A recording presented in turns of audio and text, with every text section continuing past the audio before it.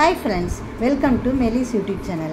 இன்னைக்கு நம்ம பார்க்க போற ரெசிபி பாத்தீங்கன்னா சூப்பரான டேஸ்ட்ல பருப்பு இல்லாத தக்காளி சாம்பார் எப்படி செய்யணும்னு பார்க்கலாம். இப்போ வாங்க வீடியோக்குள்ள போலாம். குக்கர்ல வச்சு நான் வேக வச்சு உங்களுக்கு காட்டுறேன். இத முதல்ல ஒரு வெங்காயத்தை வந்து சின்ன வெங்காயம் இருக்கு பாத்தீங்களா, அது ஒரு 10-15 வெங்காயம் இருந்தா போதும். அதையும் இதுல வந்து நசுக்கி அதில போடுங்க. என்ன கட் பண்ணி போட்டதோட நசுக்கி போட்டா நல்லா கொலைய வேகும். இப்போ 2 பச்சை மிளகாய் இதில போட்டுருங்க. கொஞ்சோண்டு கருவேப்பிலை அதில் போட்டுருங்க வாசனைக்கு. கொஞ்சம் வந்து ஒரு 5 பல் பூண்டு அதையும் இதில் போட்டுருங்க. போட்டு இதில் வந்து ஒரு 3 சின்ன தக்காளி, புளிப்புள்ள தக்காளி 3 தக்காளி வந்து அதையும் வந்து இதில் போட்டுருங்க.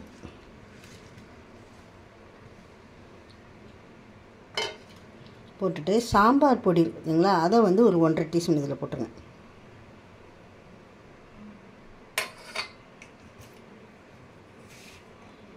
இப்போ வந்து இதில் கொஞ்சோல உங்களுக்கு தேவைக்கு ஏற்ற மாதிரி உப்பு வந்து இதில் போட்டுங்க. நான் ஒரு இதில் வந்து சின்ன டீஸ்பூனில் வந்து ஒரு டீஸ்பூன் போட்டிருக்கேன்.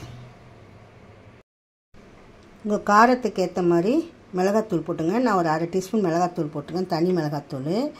வந்து ஒரு 1/4 டீஸ்பூன் வந்து மஞ்சள் போடுறேன். இப்போ இதையும் எல்லாம் வந்து சேர்த்து இப்போ குக்கரில் வந்து நான் வேக வச்சு நான் அதை காட்டுறேன்.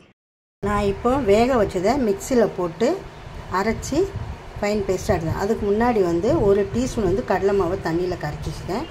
அதையும் இதில் ஊற்றிடுறேன். வேக வைக்கிறது இந்த அரைக்கிறதோட ஊற்றிடுறேன் பாருங்கள்.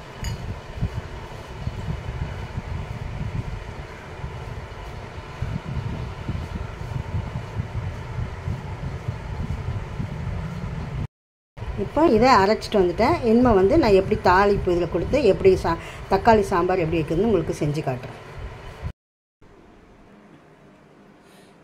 இப்போ ஸ்டவ்வில் வந்து கடாய் வச்சுருக்கேன். இதில் வந்து ஒரு 2 டீஸ்பூன் வந்து எண்ணெய் ஊற்றுறேன். எண்ணெய் ஊற்றினதும் கடுகு, சீரகம், வெந்தயம் இதை வந்து இதில் போட்டுறேன். மொத்தம்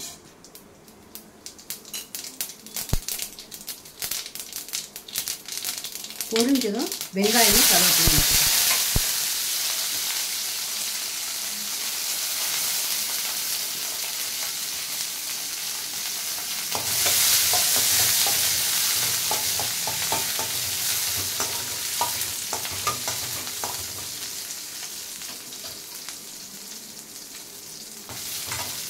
நீங்கள் தாளிக்கும் போது காஞ்ச மிளகா போட்டாலும் போட்டுங்க. நான் இதில் வந்து காரம் கொஞ்சம் அதிகமாக போட்டதுனால நான் காஞ்ச மிளகா சொல்லி போடலை.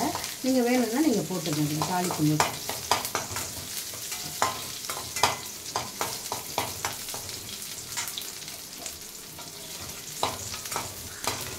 நல்லா இந்த வெந்தய ஸ்மெல்லாம் வரும்போது வெங்காயமும் கொஞ்சம் கலந்து ப்ரௌன் கலரில் வரும். அப்போ வந்து இருந்துச்சுன்னா நம்ம அரைச்சி வச்சுருக்க இந்த பேஸ்ட்டை வந்து இதில் ஊற்றிடணும்.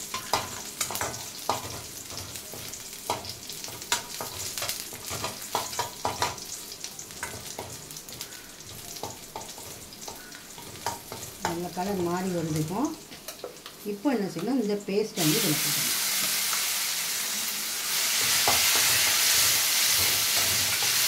இதையும் நல்லா வதக்கணும். ஏற்கனவே நம்ம வந்து இதை அரைச்சது வந்து பச்சை கடலை மாவு வச்சுருக்க மாட்டீங்களா, அதனால் கொஞ்சம் நல்லா வதக்கி விடணும்.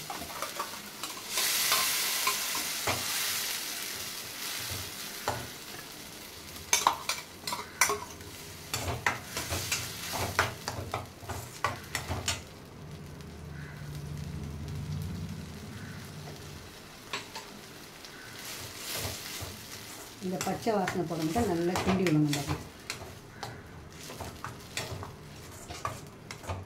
எல்லாம் சேர்ந்து காரம், உப்பு, புளிப்பு எல்லாமே சேர்ந்து வரும். அதுக்கு பிறகு நமக்கு எவ்வளோ தண்ணி தேவையோ அந்த அளவு தண்ணி ஊற்றணும். அப்புறம் உப்பு வந்து எவ்வளோ தேவையோ அதுக்கேற்ற மாதிரி நம்ம உப்பு போட்டு டேஸ்ட்டு பார்க்கணும். இட்லி, தோசைக்கு, சாதத்துக்கெலாம் ஊற்றி சாப்பிடும் ரொம்ப டேஸ்ட்டாக இருக்குது.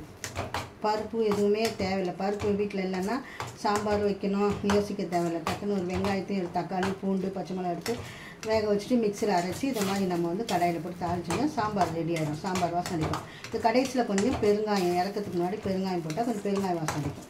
சாம்பார் வாசனை அடிக்கும். இப்போவுமே கொஞ்சம் வாசனை அடிக்க ஆரம்பிச்சிருச்சு.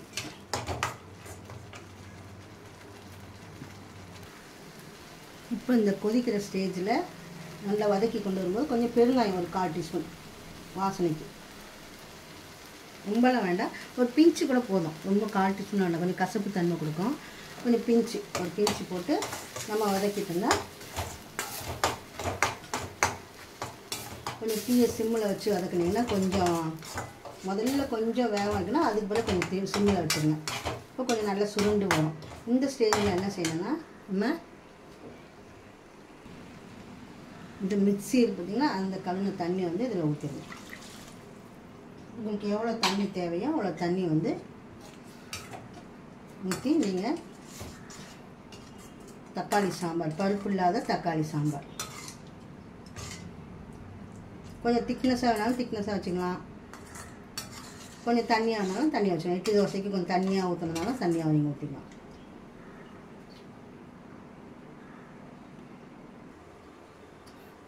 இதே மாதிரி கூட நீங்கள் செஞ்சு பருப்பை வேக வச்சு கூட நீங்கள் இதிலே ஊற்றிட்டிங்கன்னா கூட காய் போடாத சாம்பார் மாதிரி நல்லா டேஸ்ட்டாக இருக்கும். நம்ம அவசரத்துக்கு வந்து காய் இல்லைன்னா கூட இந்த மாதிரி பருப்பு இருந்துச்சுன்னா இந்த மாதிரி பண்ணிவிட்டு நீங்கள் பருப்பை வேக வச்சு அதில் போட்டிங்கன்னா இன்னும் நல்லா டேஸ்ட்டாக இருக்கும். இட்லி தோசைக்கெல்லாம் இந்த சாம்பாரை ஊற்றி சாப்பிட்டா ரொம்ப டேஸ்ட்டாக இருக்கும், நல்லா அருமையாக இருக்கும். நம்ம கடைசியில் வந்து கொத்தமல்லி தூவி நம்ம இறக்கிட வேண்டியதான். என்கிட்ட கொத்தமல்லி இல்லை, அதனால் நான் புதினா இலை வந்து தூவி நான் இறக்கிடுறேன்.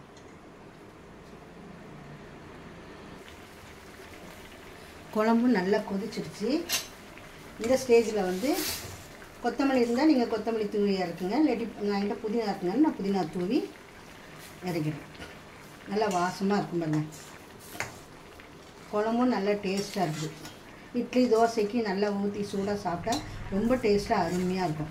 இந்த வீடியோ உங்களுக்கு பிடிச்சிருந்தா உங்கள் ஃப்ரெண்ட்ஸ் அண்ட் ஃபேமிலிக்கு ஷேர் பண்ணுங்கள், லைக் பண்ணுங்கள், கமெண்ட் பண்ணுங்கள், சப்ஸ்கிரைப் பண்ணுங்கள். தேங்க்யூ. அடுத்த வீடியோவில் நம்ம பார்க்கலாம். நல்லா கொதித்து வருது பாருங்கள்.